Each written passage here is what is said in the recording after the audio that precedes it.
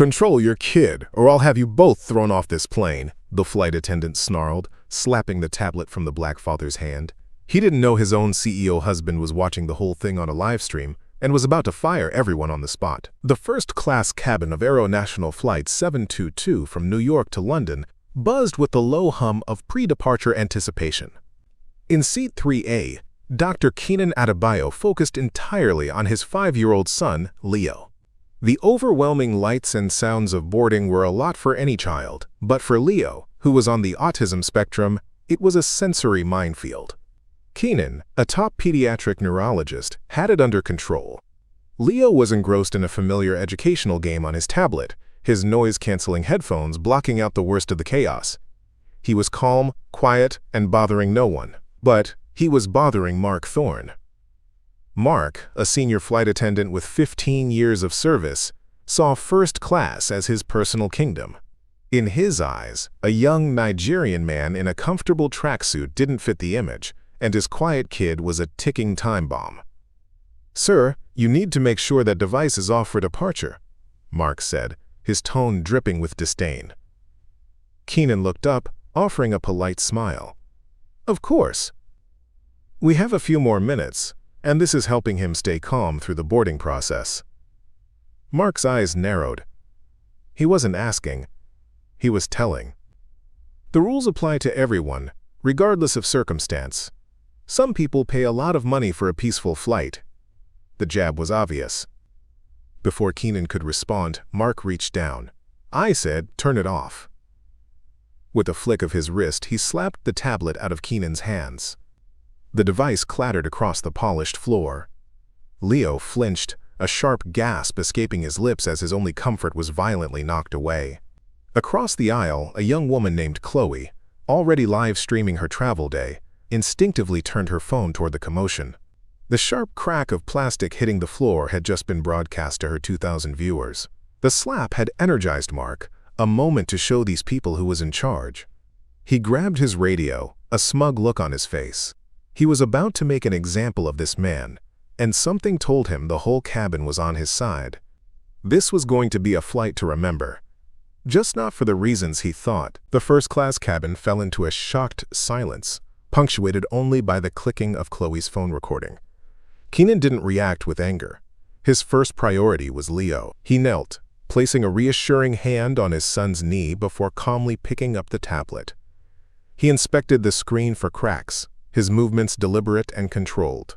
This unnerving calmness seemed to irritate Mark even more.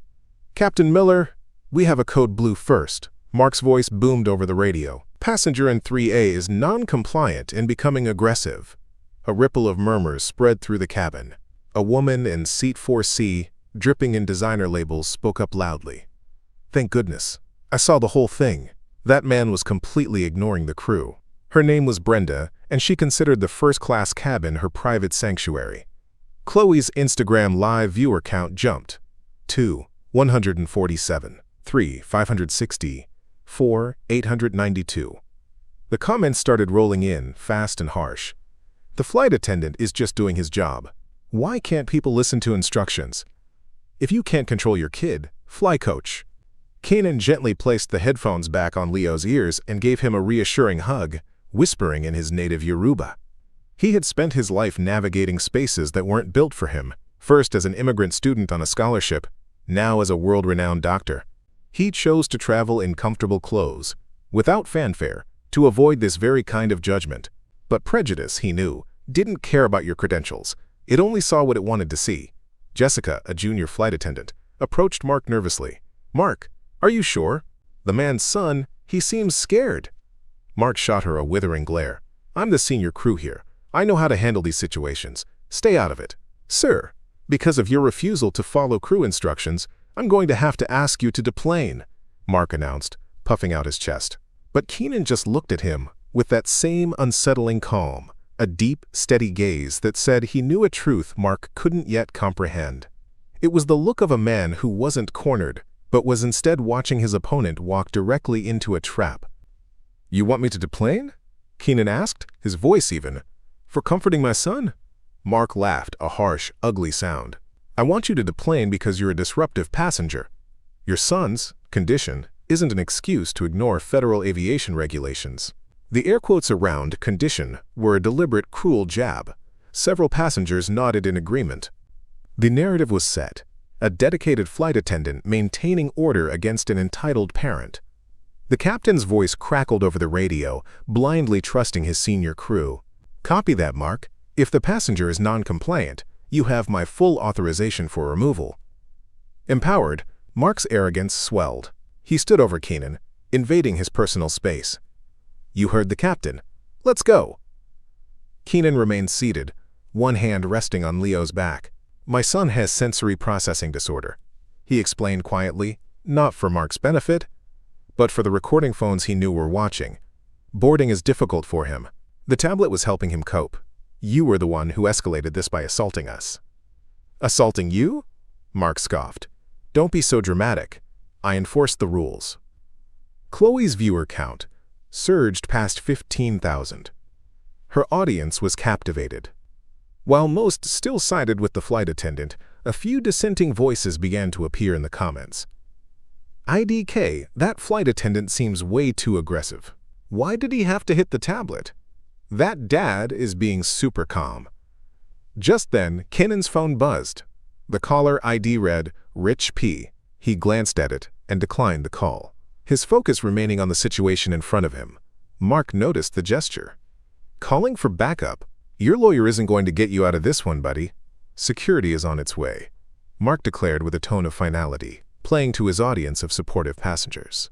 "You have 5 minutes to leave with your dignity, or you'll be leaving in handcuffs." The threat hung in the air, heavy and absolute. The stage was set for a humiliating public removal, a spectacle that Mark seemed all too eager to orchestrate. 2 airport security officers appeared at the forward cabin door, their presence instantly ratcheting up the tension. Passengers leaned forward, their phones held high, ready to capture the dramatic climax. Brenda, the wealthy passenger, sighed dramatically. "Finally, some of us have connections to make in London." Jessica, the junior attendant, approached Mark one last time, her voice a nervous whisper. "Mark, please, just look at his ticket again. The status code, I've never seen one like it. It's flagged as Executive Priority 0. Mark waved her away dismissively. "It's probably fake, a cheap hack. Look at him, he doesn't belong here." Just then, Kenan's phone buzzed insistently. It was a text message from Rich P. The preview on the lock screen was short and direct. "Answer the damn phone. I'm watching a live stream." Kenan read it, his expression unchanging, and calmly slid the phone back into his pocket. This quiet defiance was more powerful than any shouting match. He was in complete control, not of the situation, but of himself, and that seemed to infuriate Mark the most. The lead security officer stepped forward. "Sir, by order of the captain, I need you to gather your belongings and come with us." As the officers moved closer, Kenan finally spoke again. His voice wasn't loud, but it cut through the tense cabin like a surgeon's scalpel. He looked directly at the smug flight attendant. "Before you do something you can't undo," he said calmly, "I suggest you call your husband Mr. Thorne." The request was so bizarre, so personal and specific, it stopped everyone in their tracks. The security officers paused. Passengers exchanged confused glances. Mark's smug expression faltered, replaced by a flicker of genuine confusion and something that looked almost like fear. What did you just say to me?" Mark stammered, his well-practiced authority vanishing in an instant. The entire cabin was silent, hanging on Kenan's next words. "My husband?" Mark continued, his voice rising in disbelief. "What in the hell does my husband have to do with this?" Kenan simply held his gaze, letting the question hang in the air. He didn't need to explain. The seed of doubt had been planted, and it was taking root in the minds of everyone watching. On the Instagram Live, Chloe zoomed in, whispering frantically to her now 30,000 viewers. "Oh my God, you guys, what is happening? Did he just say to call his husband? This is insane." In the flood of comments, one stood out. It was from a verified account with the blue checkmark, Aero National Official. The comment was simple and chilling. "Mark Thorne, stand down immediately. This is Richard Prescott. You are on a recorded line." Chloe's eyes went wide. "Wait a minute. Richard Prescott? Isn't that the CEO of this airline?" She tried to say it out loud, but before she could, a new sound cut through the cabin's silence. It was the loud, custom ringtone of a personal cell phone. All eyes turned to Mark, who was fumbling in his pocket. He pulled out his iPhone, the screen lighting up his now pale face. The caller ID showed a smiling picture of him on a boat with another man. The name above the picture was simple, but in this context, it was devastating. It read, Richard. The call was coming from inside the house, and Mark suddenly looked like he was about to be sick. He had been so focused on putting a passenger in his place, he never considered that his own world was about to be turned upside down. Mark's hand trembled as he swiped to answer the call. Rich? Honey, now is not a good time, he said, trying to keep his voice low and steady, a desperate attempt to maintain some semblance of control. But the voice that erupted from the phone was a furious roar, loud enough for every passenger in the first-class cabin to hear clearly. Mark, what the hell are you doing? The voice was laced with a fury that felt both personal and professional. I am sitting at a board meeting, watching an Instagram live stream of you assaulting a passenger and his child on my airline. The two words, my airline, landed like explosions in the silent cabin. A collective gasp went through the passengers. Brenda's jaw dropped. The security guards froze. Mark went completely white, his entire body rigid with shock. Rich, I can explain, he stammered. He was being disruptive. The kid was out of control. He was being aggressive. Aggressive? Richard Prescott's voice boomed from the speakerphone. That man is Dr. Kenan Adebayo, one of the world's most respected pediatric neurologists. He's a guest of this airline, and his son has autism, you ignorant fool. I'm watching footage of you slapping a tablet from his hand and threatening a man who has shown more composure and class than I have ever seen from you. The revelation that Kenan was not just some random passenger but a renowned doctor and an invited guest was a stunning blow. Chloe's live stream, now peaking at over 70,000 viewers, was capturing every mortifying second. Rich, please, I was just following protocol, Mark pleaded, his voice cracking. But there was no mercy on the other end of the line. Protocol? Your protocol is to discriminate and abuse passengers? To lie to your captain? There was a cold, final pause. Pack your things, Mark, Richard said, his voice now dangerously calm. You're fired. And while you're at it, go find Captain Miller and tell him he's fired too for failing to command his aircraft. You are both done, effective immediately. The silence that followed the CEO's declaration was absolute. Mark stood frozen, the phone still pressed to his ear, his face a mask of utter devastation. The smug, authoritative flight attendant was gone, replaced by a man who had just been publicly humiliated and fired by his own husband. Captain Miller, drawn out of the cockpit by the commotion, arrived just in time to hear his career being detonated over a speakerphone. He looked from Mark to Kenan, the color draining from his face as the reality of his gross misjudgment crashed down on him. The security officers, looking deeply uncomfortable, took a step back from Kenan, their mission now void. Brenda, the entitled passenger who had so loudly supported Mark, now seemed to be trying to shrink into her seat, desperately avoiding eye contact with anyone. Her face was bright red with shame.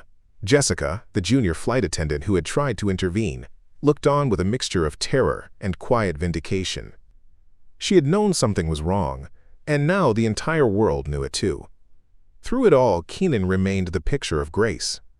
He was calmly murmuring to Leo, who had thankfully remained calm with his headphones on, oblivious to the drama. He looked up at Mark, not with triumph or anger, but with a quiet, profound sadness. The power dynamic had not just shifted, it had been completely inverted. In that moment, it was clear who the truly powerful man in the cabin was, and it had nothing to do with titles or connections.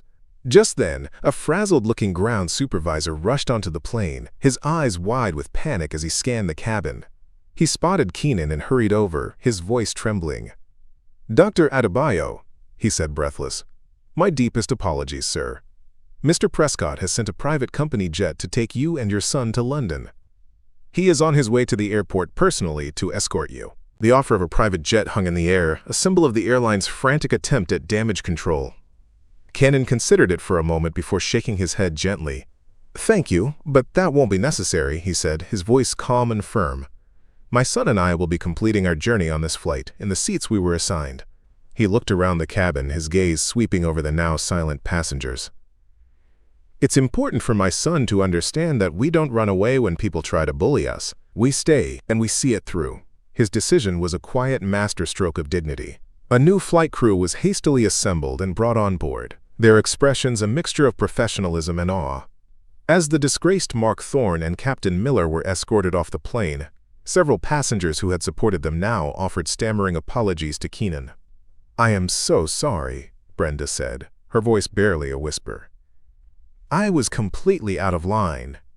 Kenan simply nodded, accepting their apologies without malice. The flight to London eventually departed, 2 hours behind schedule but with an entirely new atmosphere. The incident on Flight 722 became an international headline, sparking a fierce global conversation about prejudice, invisible disabilities, and corporate accountability. Aero National, under the direct guidance of a mortified Richard Prescott and an advisory role from Dr. Adebayo, implemented the Leo Protocol, a sweeping set of new training procedures focused on de-escalation, cultural sensitivity, and recognizing passengers with special needs. Mark Thorne was never employed by an airline again, his name becoming a cautionary tale in training seminars. The story was a stark reminder that a person's worth is not determined by their clothes or the color of their skin, but by their character. If you believe true accountability can create real change, hit that like button and subscribe to Black Fables. Share this video to show the world that dignity is not a privilege, it is a fundamental human right. What would you have done if you were on that flight? Let us know in the comments below.